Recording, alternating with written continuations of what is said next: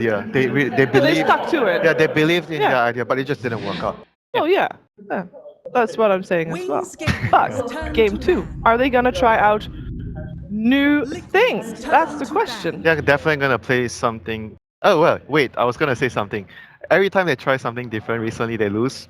And when they try a normal drop, everyone was like saying, "Oh, this is too conventional for Wings. They're not gonna do it." But they pick a conventional drop and they win. 10 seconds Okay, so you're remaining. expecting a conventional draft to come out from them here. I'm thinking if they 5 if they wanna seconds win, remaining. you don't have to win the hard way. You can just win the simple easy way, Yeah, the right. simple way. Reserve time. Sure. Well, Well- they need to win the next game if they want to continue in the series, because just to refresh you guys' memories, winner of this gets a ticket to the playoffs movies. on Sunday. To the movies. To the movies, To the if they movies. choose to use Well, that money. they can go to the movies tomorrow because they will get a day off. Hey, look at that. There you go. That's great. Because lower bracket games are all played out tomorrow, and loser of this will play a lower bracket match to still have a chance to stay alive in this tournament. Yet again, we see Nyx Assassin warranting a first Nyx- phase ban. Nyx is very, very strong hero right now, and Liquid. Remember earlier today when they had a really tough game. Yep.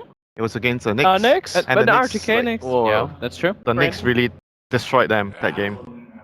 And the Brewmaster as There well. we go. They banned the Brewmaster this time around. Liquid They're like, oh, they didn't do it turn last to time. They might do it this time. Yep. All right. Well, of course, the signature heroes from Team Liquid, the Wisp and the Cuddle. Liquid is a team where they're gonna if something is not broken, we don't This mind time they using take it. the Slaughter. Yeah. We don't sorry. mind using it again and again. Right. Liquids. Yeah, I was gonna turn say this to time I don't think they're gonna give the Slaughter and the Lone Druid. So yeah, they do take the Slaughter and they take the Dazzle for themselves too. So minus armor and also obviously weep for yourself versus Lone Druid's quite Very strong. conventional. Dazzle Yeah. is very, very good support right now. I think he fits 10 in seconds a lot of remaining. lineups. Very good in general, zoning the off lane. Yeah. Very good as a position 5. Oh, now you messed up. Turn Oh. to Now you messed up. Why? You gave Miracle Invoker. Miracle Invoker. It's banned out against him in second phase. Okay. So often. Wings is gonna have a conventional draft and they're gonna win in a conventional way. This is what you sound said very earlier. comfortable. Seconds remaining. I don't know. There's still 3 picks. They might do something crazy. Oh, okay. Here comes Mr. Flip Flop. Yeah, yeah. Here we go.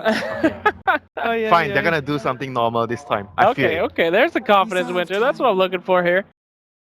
More bands coming out, but this is what I've been waiting for. Letting someone get Miracle the Invoker. I'm not a fan of opening Invoker so early though, because he does fare really badly against certain matchups. Like a TA, OD, like a lot of heroes can actually put a lot of pressure onto Invoker in the laning phase. But to them, they don't really, I guess they don't really care. They just want to get the hero because Wings have already shown that they're gonna ban Invoker in the second phase. Yep. So if Liquid wants to pick the hero, they have to pick it in the first phase. Yep, very true. They're removing the sniper, so there's only going to be Lone Druid, the only sniper in the game. And sniper does beat Invoker a lot in the lane. And Yep. because Starladder potentially 5 seconds is going to be the 4-row support, you're roaming around, running around. Sniper with the slow from the shrapnel is very good for setting up for the Starladder to run in and crush. Dangerous lane for Invoker. But Lone Druid is a hero that you want to get into his face and kill him, right? Slardar is a hero that could do that if you give him enough farm to get a blink dagger. He's not going to do that. I mean, Exactly. he's going to stun and set up for someone else to do that. Well, yes. He's not going to So kill which him, but- hero is the best one that he can set things up for? Huh. We've been talking a lot about Weaver. Lifestealer, I don't know. I like Lifestealer. Okay. Lifestealer, Weaver, those heroes. Very good with the corrosive haze. Yeah, we've seen it a lot. The Infest Bomb coming out from the Slardar, as you said. A great follow-up to that stun initiation, but not sure, though. Well, we'll see. You know what? Owen was really talking up the axe today. He was saying, Dazzle, Slardar, pick an axe. Oh, Axe is also very good with Yep. Dazzle, like on the same team, because Yeah. you can have a very strong lane. Wings So they're removing gains all the turn Invoker to pick. matchups, the matchups think- that Invoker would struggle. They could definitely go. I think OD's pretty good. They even ban out the Bat Rider for like the anti-term rate, which is obnoxious. But it doesn't benefit from the Slaughter and the Dazzle is the problem, which I'm seeing. Which I think they might want something that is like a physical-oriented pick. But 10 seconds remaining. Maybe, but 5 still really seconds open-ended though. remaining. There's Yeah. so many things you can pick. And a lot of a lot of the offlaners I know in the current meta, they prefer to play Centaur. yeah, Centaur is like, he's very all-rounded. He does, and he's good for like the long versus the sniper. It's just the gap closer. yeah. And And it he's enables good late your- game too. Yeah, and enables your Slarder to, like, if you don't have your Blink Dagger too early on, you at least have Stampede. Well, they're sure taking their time here. I Yeah. guess the boys are discussing their big strat. Because they open with potentially 2 supports. Right now, you have to decide the course. Right. You're gonna take a longer time, and it's very, very understandable that they're trying to figure out what type of strats they want to, and they are judging by the bans what their enemy is worried about.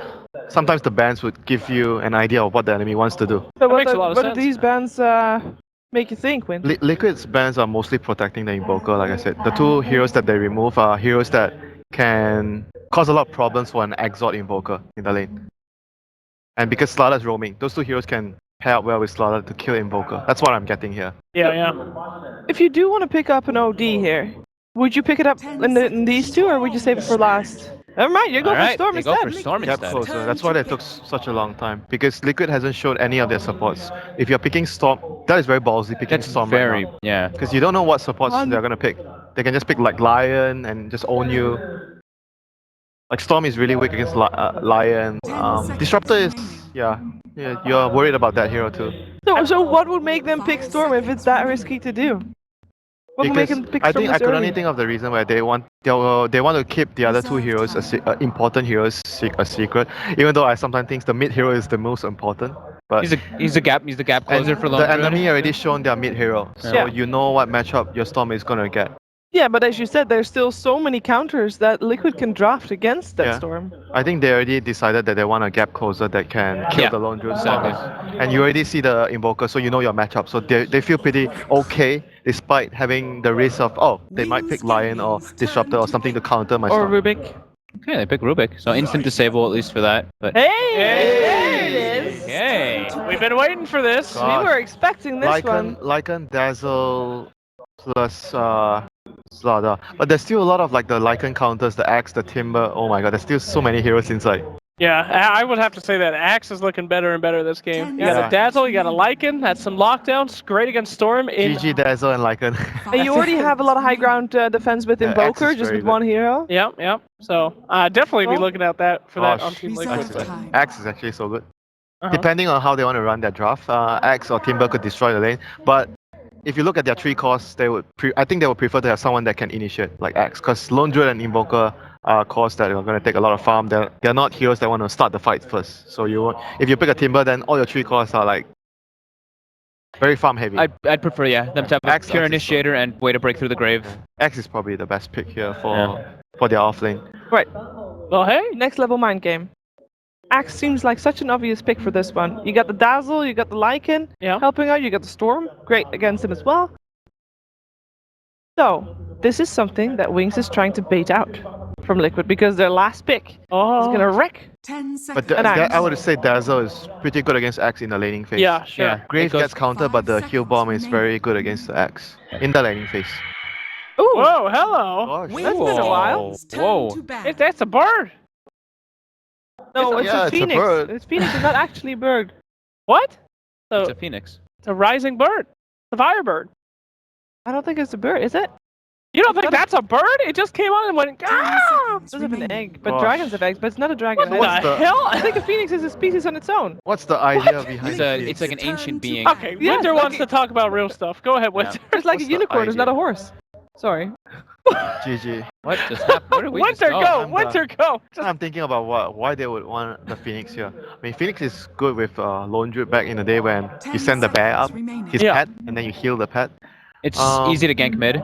I mean, the idea. I Right. think the idea here is like because the enemy is gonna run in with Slarder. The way they're gonna kill you, they're gonna run in with Slarder and Storm and Lycan with ulti. So you wanna have heroes that would protect an area. So sort of like a Monkey King, but Monkey King ulti. But this is the supernova. So you basically set up an area so they can't just run in and kill your laundry. I don't know. That's how I understand this pick here for Okay. Liquid. 10 seconds remaining. Certainly interesting. I'm not sure what 100% why. Especially because they didn't pick up.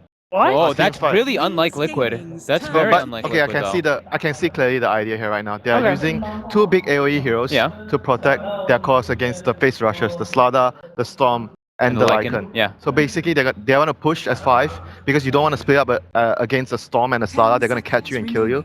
So you group up, you have 2 big AoEs, you're going to siege, you're going to hit their towers, and they can't dive into you because you have the Egg and the Ravage. But Winter, where's the catch for Lycan? Yeah, and They don't have the catch Lycan if they are going to push already as 5. but they don't really have it much catch for the Storm either, though. They don't really have that much crazy lockdown. they've got no could lockdown. Very different ideas, like Yeah. 2 teams right now. One is looking to split. Oh, vision game right there. Yep, and we've seen that kind of Silence. picked up against the Wow. Phoenix as well. I mean, a huge silence that really wrecks that.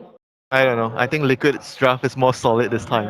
Really? I think they're Really? going to put a lot of pressure on the safe lane from Wings, though. That's not a conventional draft. Yeah, I mean, From teams got Wings? inverted, I guess. It's Rubik Phoenix as the 2 duo supports. They're pretty weak early on, Yeah, right? And pretty Night weak at the Stalker's start. pretty beefy. If they do like Sunray. some Dazzle, Night Stalker duo I don't lane, know. I think some Liquid pressure, got but- this. I What would are you also, talking? yeah, I'm No way. The whole meta, every analyst tells me it's all about the old high cooldown heroes are out, Tidehunters out. I There's like no the way idea. Liquid's I like got the it. idea of this game. That's a very romantic idea, but I like Dota and Victory. Wings got this easy. What are you guys talking about? I'm not sure if I want to side with you because we're going up against our 2 analysts here. 5 seconds But I- remaining. Noobs unite! Here we go! I'm I going can't Liquid. fist bump. We were too far away. Too far away for a fist bump, but I'll take it, sheets. We got it. I'm All done right, with let's this, see guys. who has the victory and if we are going to see game 3 or not. That is the question. It is over to Lyrical and Gods. Prepare for battle. Thank you very much. Always interesting to see a panel divided. And Team Shiva and Slacks or Team Fogged and Winter? let's just stick with us. We'll stay over here on this We're on side. the same team. Exactly. But we don't we're- have to compete. We're going to hop into game number 2 now. It's Liquid facing off against Wings. And, you know, there's a whole heck of a lot of things going on in this match. And the actually Matumba Man picking up his lone Druid is not going to be able to play the Lycan. Wings decide to pick it up. Tell me a little bit about this hero and what you think about him. Well, and I guess also the Night Lycan, Stalker as yeah. well. Yeah, I was like thinking of weird heroes. My first one that stood out was the Night Stalker. But yeah, Lycan recently added to Captain's Mode, had a ridiculous win rate when he was first added with the reworked Howl. Before it got nerfed, at least in pubs that is. It gives 30 bonus seconds to HP, battle. at least temporarily, similar to like what a Klink's Death Pack kind of does. And it's very good for these 5-man Death Ball push strats. So we'll see if that's going to be the general idea and approach. And for the Radiant side, the Night Stalker pick, very, very good with 5-man push strat. So the idea is here, Lycan has tons of summons. Those summons all get bonus HP from the Howl. Yeah, And it's at nighttime. So the nighttime they get double Howl. So basically you're going to make it night as often as possible. And that's where this Night Stalker comes into play. Wow, a little bit of an engagement going on. They do manage to pop the Shrine, though, and that's going to mean that Wings get turned upon. Can they find this kill? Very low. They do manage to pick it up, and that's going to be why going down. Mind Control picked it. Okay. Good start. Good first blood. Yeah, very interesting. So the sort of hunter in the night is going to have some companions, is what you're telling me in this one. Yeah, these are heroes that can use the nighttime well. At least the Lycan can. With Liquid's lack of vision at nighttime, it could create good gank opportunities for Storm Spirit for Starladder as well, although that means Wings need to set up good observer vision or get a fast Ag Scepter, but I think Night Stalker is definitely an underrated hero right now. Yeah. The other thing that I always feel like is sometimes a bit of a problem is that you run into situations with Night Stalker where you rush that Aghanim Scepter, and then you end up not really being able to do much about people running at your base. Like, you can see them coming at you really well, but they push high ground. There's not really a whole lot that you can do at that stage. Yeah, no, absolutely. So we'll see how Liquid can use some of these ultimates. Mind Control going to be getting going on here. And with the level 1 Gush, he's not really able to do a whole lot. Wow. This bot lane can be very rough for him. He can't go jungle early on without Inca Smash or Kraken. So securing the first blood comes at a cost for the offlane Tide. And GH is down here just to help him out, it looks like, on the Rubik, making sure he can try get level 2, level 3, or whatever it may be. Yeah, and you can see already the CS, it's going fairly well into Liquid's favor, with the exception of Tidehunters having a bit of a tough time at this stage. So the big things that we're keeping an eyes out for in this game, it's long cooldown ultis from Liquid, but also heavy pressure, maybe even seeing Miracle try and go back for, we might have a kill down here bottom again, actually. Mind Control Well, he was able to get up to that level 2 and is going to be able to walk away from this one. The help from Kuroki as well as the GH Rubik comes in, and that's going to dissuade Wings from going any further. Level 2 and a Phoenix dive with that bit of extra slow saves his life. Dazzle with this very aggressive level 1 Blightstone. That is sick with all the physical damage you're doing. You've got Howl amping up the physical damage, Blightstone to increase it as well. Does give them a very potent tri-lane down here. The Poison Touch also physical damage, so, and the Crush. I mean, it's physical all over, so they're looking to take advantage of that. And there's some very clear synergy with this Wings tri-lane.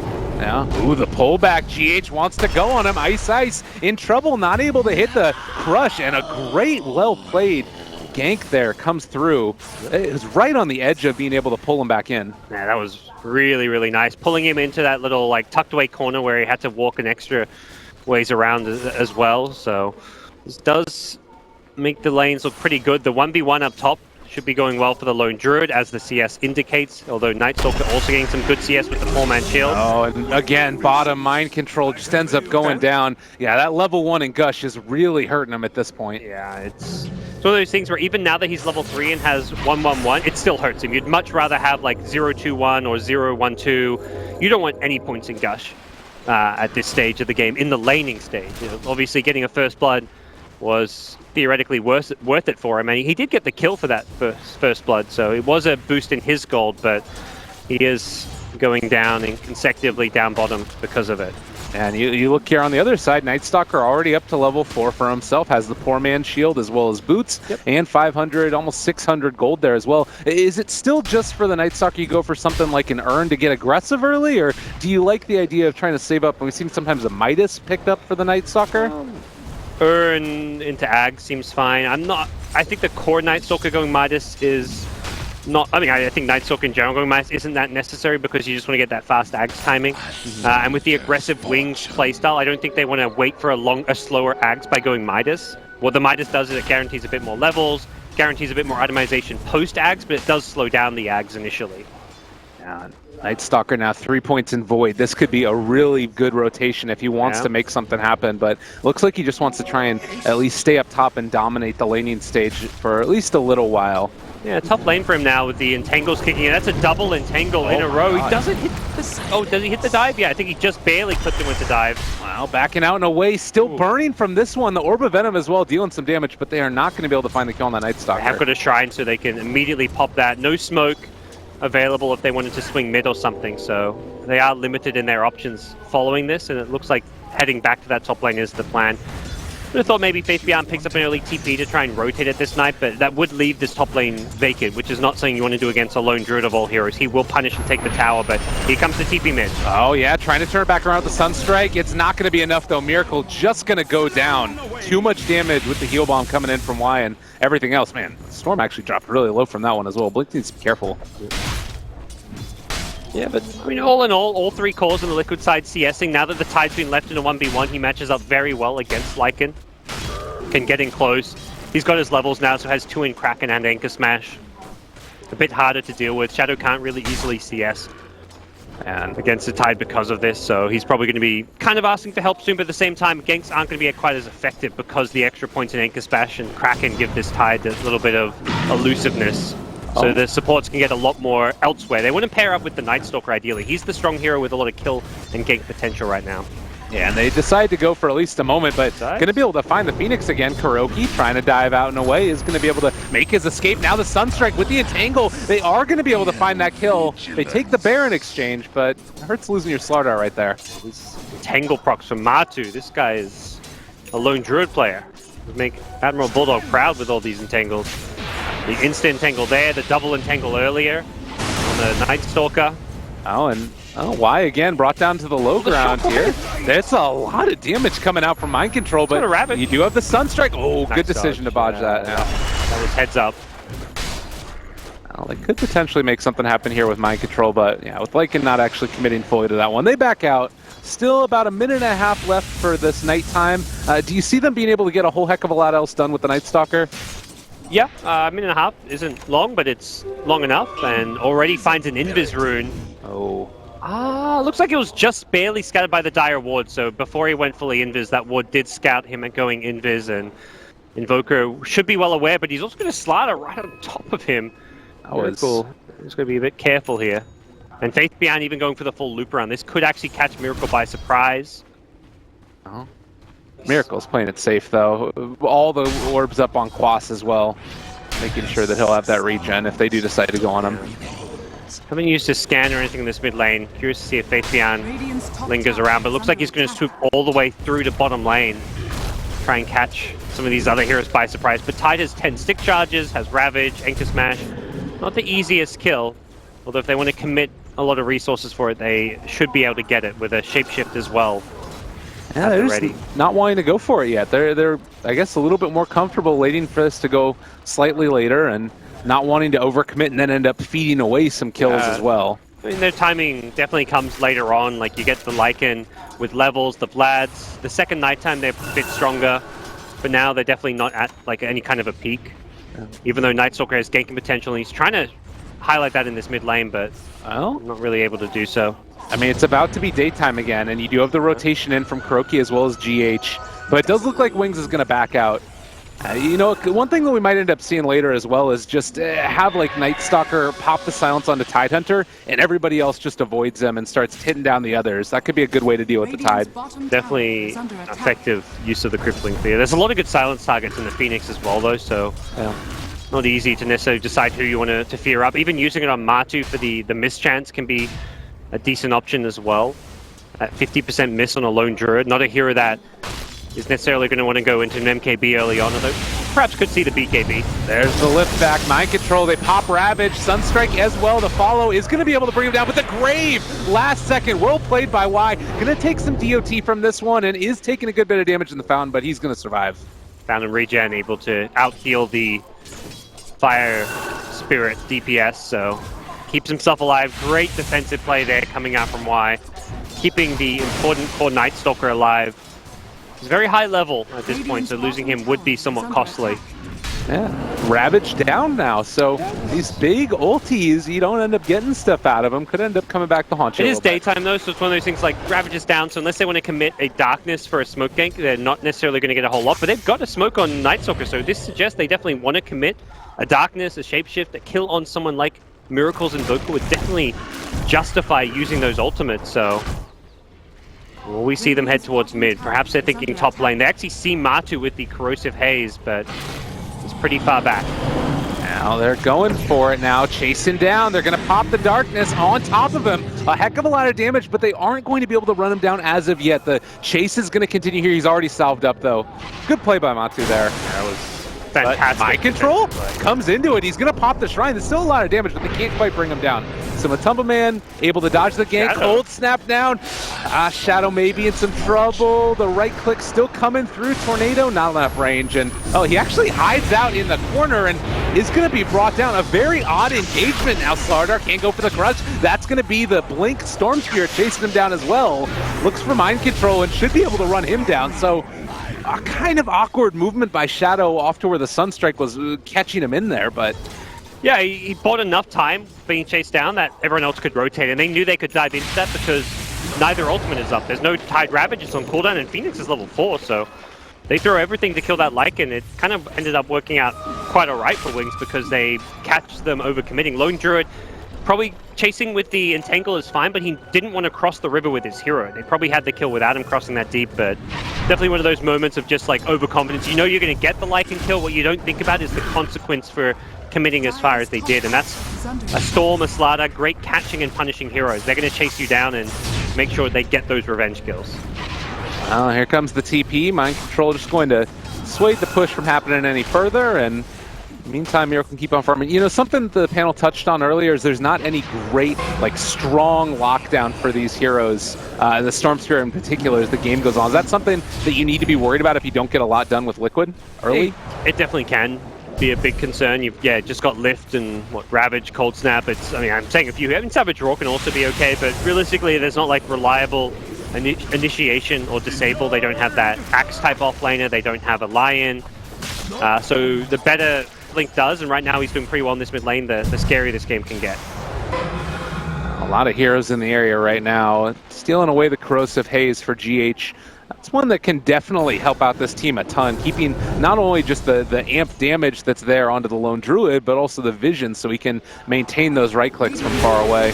Oh, top lane, they're on top of Y. They pop the Ravage, but Gray's already been used. He should be at least able to walk away for the moment. Yeah, I get the kill though with GH, and it looks like with that Shadow is just going to run out of here. Yeah, he's corrosive haze, so he doesn't want to stick around knowing that the enemy can see him if he loses that shapeshift movement speed. But a Ravage for a Dazzle, again, we could see the retaliation from Wings come if they want to go for it. They will have the shapeshift on cooldown, but they've got good aggressive potential from Night Stalker. It is just hit nighttime. They've got Storm who could potentially heal up and trying to make some plays happen, so it does feel like a moment of strength for Wings. Now Matumba Man is coming back in here, starting to hit on the Ice. There's several heroes in the area. The Claws are going to control him. They pull him back in. Savage Roar is going to be used, so Storm Spirit maybe going to be able to go for a counter initiation play. They take down the bear, but that's all they're going to be able to go for now. Yeah, Sunstrike? Oh, no, not going to hit. Blind guess as to where Storm went. Storm actually went back to farm. If he'd waited a bit longer, he may have seen Blink's new position, and Blink is gonna, looks like, just get this last wave of creeps before he TPs himself back home. He's got 2k gold, so really good farm on Storm Spirit now after some of those bear kills. And Stolen Haze, that was from the Rubik, which is a nice little pickup. Definitely. Oh, TP in. Kuro? He's in some trouble right now. They've got Void. They just need to maintain vision onto him. Kuro trying to get out. Oh, this is a really nice play. He actually goes off the map. So a little bit of ability abuse. You love to see that. I mean, that's game mechanics, you know? Dota working 2. as intended. Yeah, working as intended. You know, I always struggle, like, he puts some stuff in the game like that, and there's just nothing you can do about it. You think, all right, Phoenix is dead, and he commits a supernova to try and save himself. We kill the egg. Like, how's he escape? No, there's always a way. That is some sneaky snuff. Well played by Kuro. Yeah, really well played. And bottom lane, it opens up the space for Matumba Man to keep the pressure on there. We do have a smoke gank that's moving out now from Wings, and they would love to be able to pick something up here. There's this flurry of net worth that's all being held by Liquid towards the top of that net worth chart. And yeah, Matu's in deep here. He's being swarmed upon. He's going to need a really good Savage Roar. There's the jump in immediately, pulling him back in. The long range pull, they are going to be able to connect. Sunstrike, maybe going to be able to find that kill. Good grave. And that's going to, at least for the moment, keep Faith Beyond alive. Yeah, great grave. That's necessary. You got to know that with that Entangle, the Sunstrike's always coming in. Liquid's communication coordination has really been on point. Anytime an Entangle's hit or there's been a disable, Sunstrikes have followed it. Ravage turn, they are able to take down Ice. It's going to be Shadow running away. But again, another Ravage used. That one still feels fairly worth it, but this is sort of a 4-position Slardar. Oh, no Sunstrike landing on anyone. But yeah, it's definitely not been like the first Ravage or two for a single kill's typically alright because you're kind of at that point before big fights are breaking up, but we're kind of approaching, feels like a stage where you want to use the Ravage for more. With a Blink Dagger as well, Mind Control can look to set up on bigger value targets. Heroes like the Storm, the Lycan, even the Night Stalker going down would be very big for them. He has gone for the Midas, so level 10 already. This Night Stalker is high level, decent farm, and going to be hitting pretty good item timings here. It does suggest they feel like their timing window is going to be more around the Necro books rather than the Vlads. Going for this Midas suggests they want to just wait longer before they go for their big push. So not just waiting for a Vlad, they'll be waiting for a Necro book, waiting for a few more levels, and the Ag Scepter on the Night Stalker. But when they hit like a Necro 3 Ag's timing on Night Stalker, you've got very close to permanent nighttime, a lot of boosted HP on all those summons, and very, very scary 5-man push coming from Wings. Oh, poor GH. He's just going to be caught here for a second. Doesn't get this. Oh, wow. All right. Crush is on the mark, though, and Ice able to find it. I think it was the reveal of the Blink, the first Blink I've seen, at least, from Ice, and that's a decent timing for a support Slarder.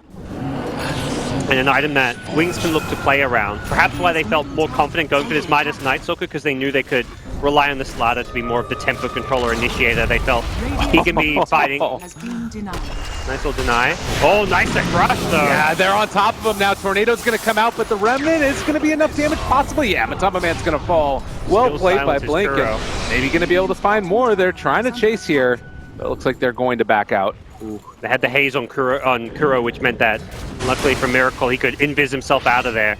If he was hazed up instead, there was a follow-up crush from Slarder.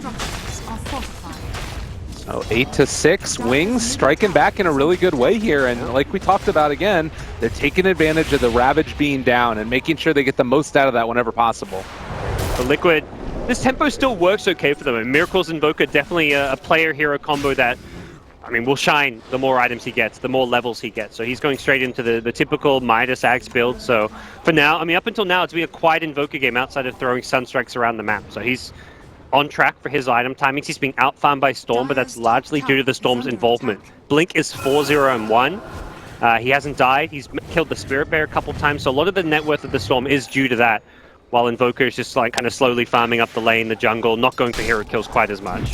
And this feels to me to be one of those pivotal moments as well, where that Storm Spirit, who's built up this huge amount of net worth, could potentially end up getting punished really heavily if they find the kill. He just finished the Bloodstone. Likewise, you know, you get into a fight where Wings are able to pick up a couple kills, and he really takes off like a rocket. Yeah, it still goes to that question of how do you kill the Storm with the limited lockdown. The blink first on the Tide suggests that they wanted to have a guaranteed initiation. If you blink Ravage in like melee range to a Storm, you can't react to the ball lightning. So Blink Ravage is a way to initiate on Storm, but then you need follow-up damage. So Sunstrike, Telekinesis into like some right clicks from Lone Druid, they can get the kill, but it does take a lot. Sunstrike was too early in the Roshan pit.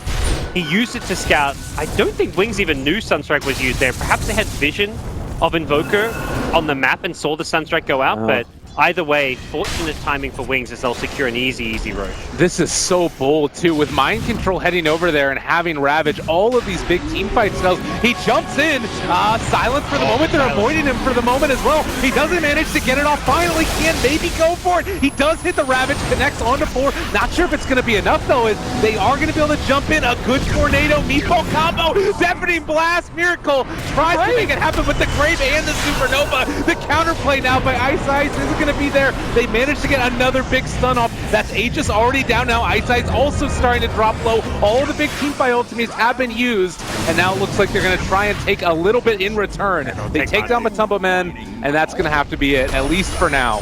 Sunstrike. Another kill. Miracle starting to come online. This is scary, and yeah, they just need to silence and get out of there. Great grave timing from Dazzle on the Lycan there, but again, Matu with the timely root.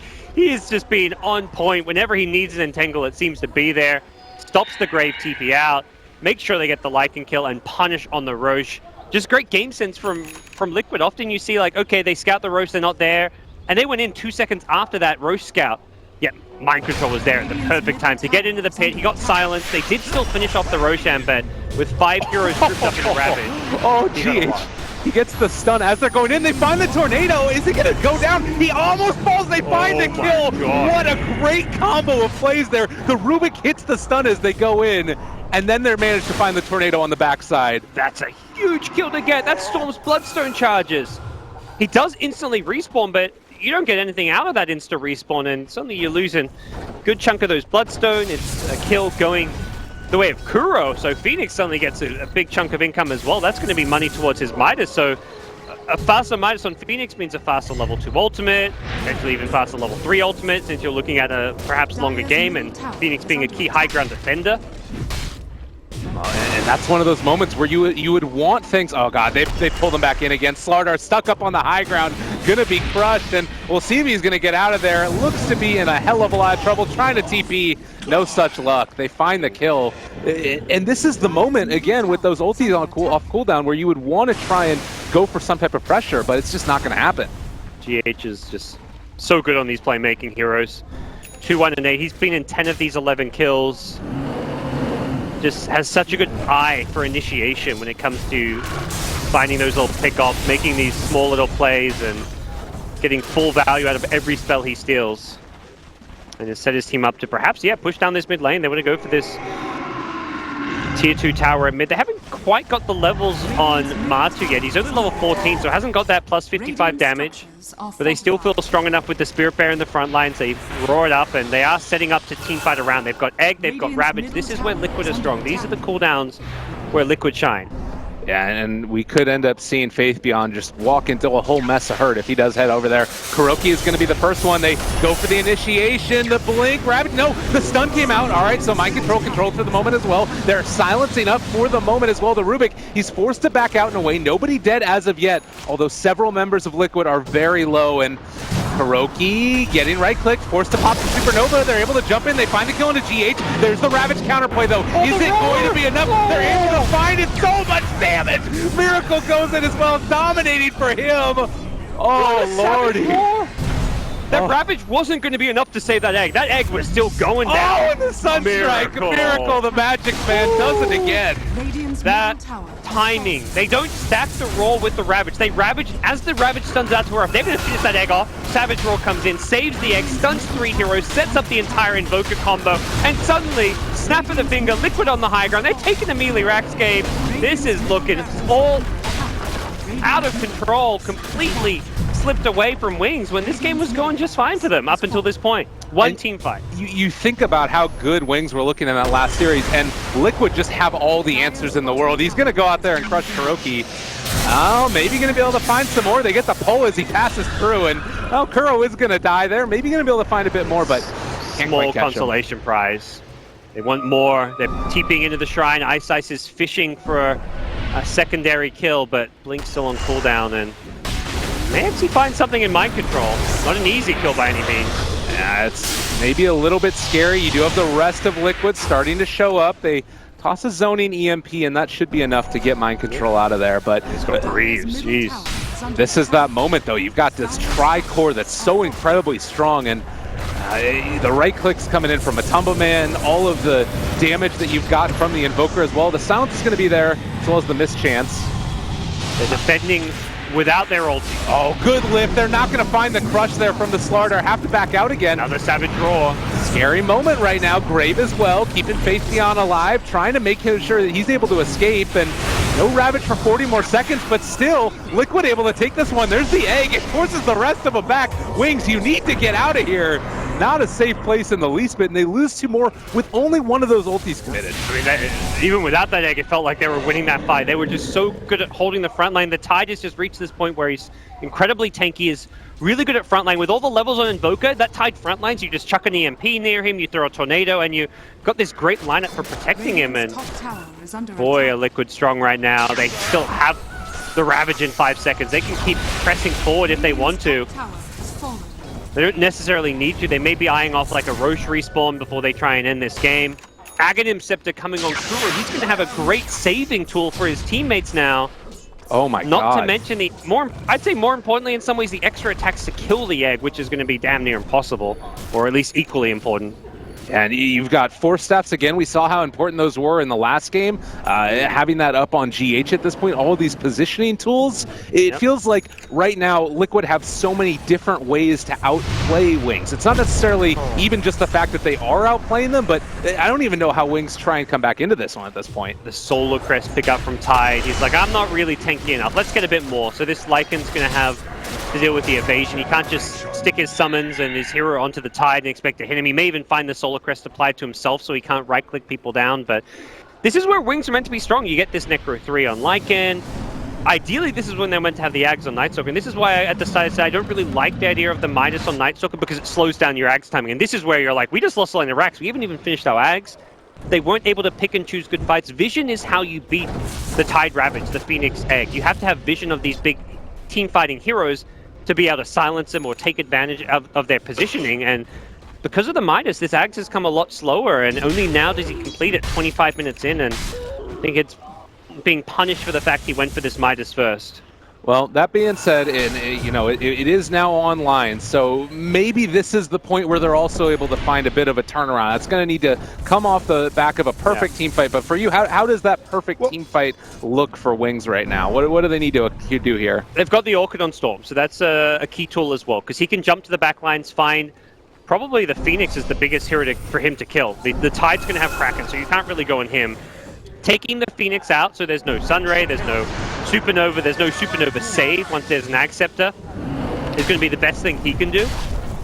For the rest of the team, it's going to come down to like surviving through that Tide Ravage, Dazzle hitting like a timely grave on a teammate, making sure that Matu gets dealt with as well. I think he's probably one of the bigger damage dealers, but just not grouping for the AoE combo. The Ravage, definitely Blast, Chaos Meteor. Oh, that's unintentionally? Was he trying to heal up a teammate? Or? I'm not sure. I heard the sound, but I didn't get to see it. I'm guessing it was unintentional, but yeah.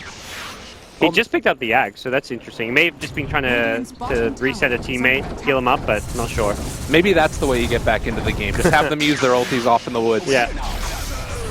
Either way, not the worst cooldown to have to play around.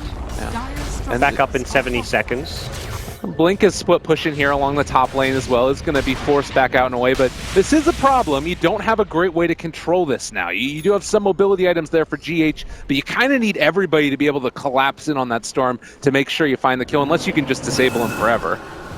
Yeah, they will have to address him sooner or later, but that's where Liquid able to 5-man around these big teamfight spells don't really care if Storm can't be controlled, because they also don't die to the Storm Spirit is the big thing. So being able to protect the Phoenix is going to be their perhaps biggest challenge, whether they do that through the Rubik, getting like a nice Blink lift, perhaps even like someone like a Lone Druid using the Savage Roar on the Storm Spirit. These are the kind of things that need to happen to keep Phoenix alive, because I think that's the perhaps weak point in Liquid's 5-man right now, is that Kuro is very vulnerable to that Storm Ball Lightning Orchid.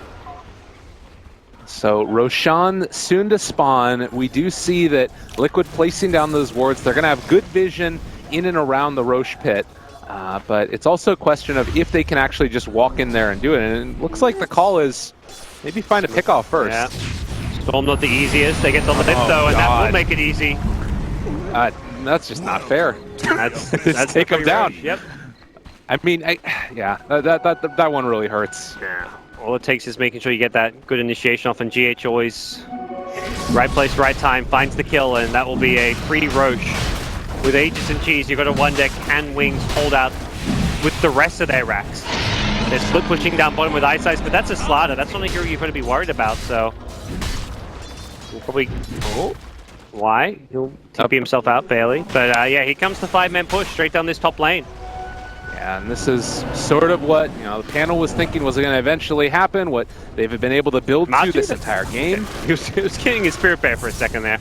Not sure that was intended. Uh-oh. TP home, heal it up, bring it back in. They're going to be using the Spirit Bear to siege, maybe even putting Alacrity on it as well as the Solar Crest, since Matu's standing much further back, but for now, Bear healing up, Mind Control's like, I can frontline, let me do some damage. They just don't have any way to stop them. They're just going to literally right-click the tower to death. Question is if Shadow wants to fully commit to the Rat. If you summon your Necrobook 3 to go for the bottom lane, you've got to get the Rat straight.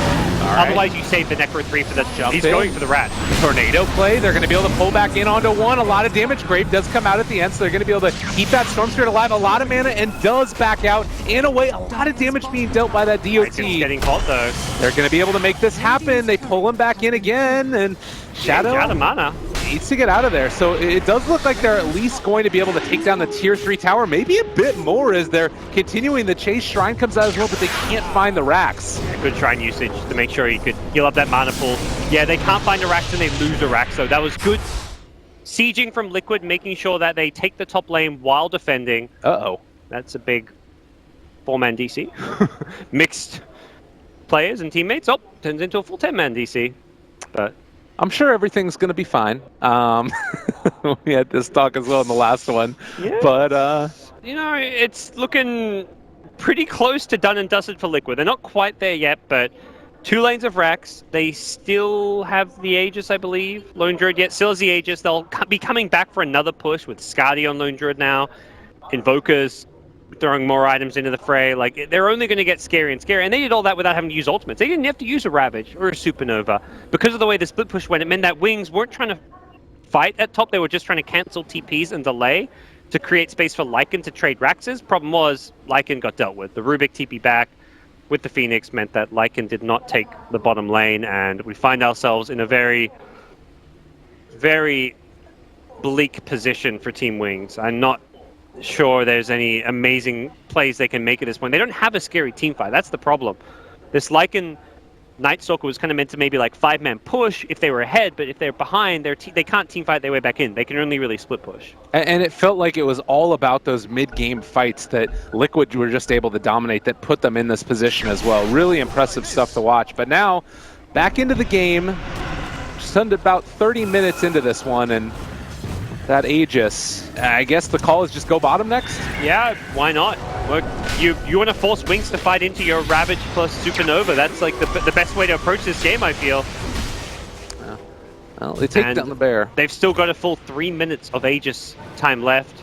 Martu will have to resummon, but by the time you get to that bottom lane, you'll almost have another bear anyways, 90 seconds away on that cooldown, so not the biggest deal in the world, and there's just not a scary enough split push threat in this top lane. And you can't trade racks for mega creeps. You can't say, oh, right, we'll take top racks but give up bottom. That works before.